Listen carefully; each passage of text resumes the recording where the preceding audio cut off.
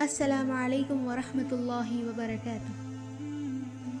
ان الحمد للہ نحمده ونستعینه ونستغفره ونعوذ باللہ من شرور انفسنا ومن سیئات اعمالنا من يهده الله فلا مضل له ومن يضلله فلا هادي له واشهد ان لا اله الا الله واشهد ان محمدا عبده ورسوله اما بعد فاعوذ باللہ من الشیطان الرجیم بسم اللہ الرحمن الرحیم یا ایہا الناس انا خلقناکم من ذکر وانثى وجعلناکم شعوبا وقبائل لتعارفوا ان اکرمکم عند اللہ اتقاکم ان اللہ علیم خبیر۔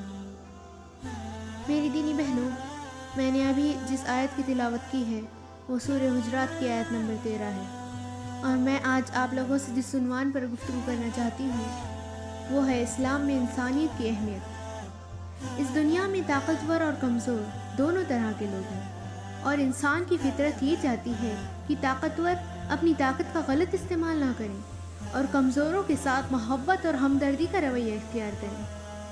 ماضی کی شہادت اور حال کا مشاہدہ ہے کہ زیادہ تر حالات میں کمزوروں پر طاقتوروں نے بہت ظلم کیے۔ طاقتور کو اپنی طاقت کے نشے میں اپنی ذمہ داریاں یاد نہیں رہیں اور کمزور ان ذمہ داریوں کے بوجھ تلے دبتا چلا گیا۔ طاقتور نے اپنے حقوق کا بے تحاشا استعمال کیا اور کمزور اپنی محرومیوں پر آنسو بہاتا رہا۔ کبھی تو اسے مضبوط اور طاقتور ہاتھوں نے اس قدر دبایا اور کچلا کہ سسکنے اور فریاد کرنے کی بھی اجازت نہیں رہی۔ یہ تصویر جتنی بھیانک ہے اسی قدر بھیانک یہ سوال ہے، کیا اسلامی تاریخ ظلم و ستم ہی کی تاریخ ہے؟ کیا ان حقوق کی حمایت میں کبھی کوئی آواز بلند نہیں ہوئی؟ بالکل نہیں، یہ بات بالکل غلط ہے، بلکہ اسلام ایک ایسے خدا کا تصور پیش کرتا ہے جو خود رحمان و رحیم ہے، اور اللہ تعالیٰ نے حضرت محمد صلی اللہ علیہ وسلم کو پوری کائنات کے لیے رحمت بنا کر بھیجا۔ اللہ تعالیٰ نے سورہ انبیاء آیت نمبر 107 میں فرمایا وَمَا أَرْسَلْنَاكَ إِلَّا رَحْمَةٌ لِّلْعَالَمِينَ۔ اسی لیے اسلام کی تمام تعلیمات شفقت اور محبت پر مبنی ہے کہ اللہ تعالیٰ نے محمد صلی اللہ علیہ وسلم کو تمام عالم کے لیے رحمت بنا کر بھیجا۔ اسلام نے نہ صرف اپنوں سے محبت سکھائی بلکہ دشمنوں سے بھی حسن سلوک کا سبق دیا، یہاں تک کہ اللہ تعالیٰ کی تمام مخلوقات سے محبت کی تعلیم دی۔ اسلام نے ہمیں سکھایا کہ جس سبق کو پڑھنے کی ہمیں سب سے زیادہ ضرورت ہے وہ ہے انسانیت کا سبق۔ مذہب سے اگر انسانیت اور خدمت نکال دی جائے تو عبادت رہ جاتی ہے، اور محض عبادت کے لیے اللہ تعالیٰ کے پاس فرشتوں کی کوئی کمی نہیں۔ اور ہم اس دین کو نہیں مانتے جس میں صرف عبادت ہے، بلکہ ہم اس دین کے ماننے والے ہیں جس میں ایمان کے بعد عدل کو محبوب و مطلوب سمجھا گیا، اور کفر کے بعد جس چیز کو سب سے زیادہ مذموم سمجھا گیا وہ ظلم ہے۔ اسی لیے اسلام نے انسانی زندگی کو اتنی اہمیت دی کہ ایک شخص کے قتل کو پوری انسانیت کے قتل کے برابر سمجھا گیا، کیونکہ یہ دین ہے ہی دین محبت جس میں قدم قدم پر بھائی چارگی کا حکم دیا گیا۔ صرف یہی نہیں، اسلامی تعلیمات جن اساسات پر قائم ہیں ان میں سے ایک اساس عدل و انصاف ہے۔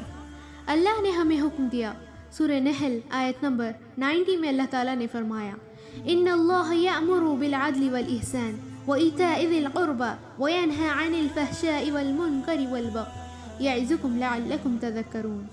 اللہ تعالیٰ نے عدل کا، بھلائی کا اور قرابت داروں کے ساتھ حسن سلوک کا حکم دیا، اور بے حیائی کے کاموں اور بری حرکتوں اور ظلم و زیادتی سے روکا۔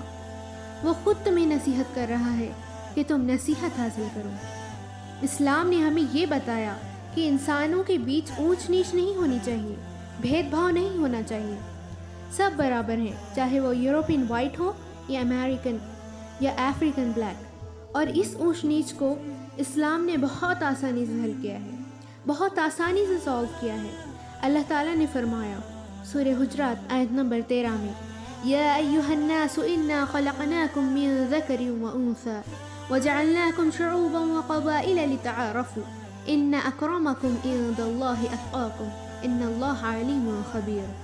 اللہ تعالیٰ نے فرمایا ہم نے تمہیں ایک عورت اور مرد سے بنایا، سب کے سب کو، اور تمہارے لیے قبیلے اور کنبے بنائے تاکہ تم ایک دوسرے کو پہچان سکو۔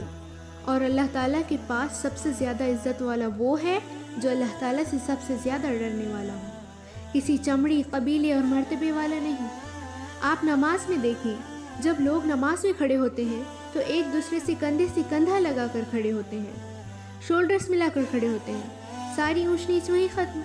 حج میں دیکھیں، جب لوگ احرام پہنتے ہیں تو سب کا احرام ایک جیسا ہوتا ہے، چاہے وہ افریقن ہو یا امریکن، بادشاہ ہو یا فقیر۔ روزے میں دیکھیں، جب ہم سارا دن بھوکے ہوتے ہیں نا تو ہمیں اپنے غریب بھوکے بھائی کی غریبی کا احساس ہوتا ہے۔ یہ ہے اسلام، یہ ہے بھائی چارگی، یہ ہے ہیومینٹی۔ کسی شاعر نے کیا ہی خوب کہا تھا، مبارک ہو کہ دور راحت و آرام آ پہنچا، مبارک ہو کہ دور راحت و آرام آ پہنچا، نجات دائمی کی شکل میں اسلام آ پہنچا۔ آئیں آخر میں اللہ کا شکر ادا کریں کہ اللہ نے ہمیں اسلام جیسی دولت سے نوازا، الحمدللہ، اور دعا کریں کہ اللہ ہم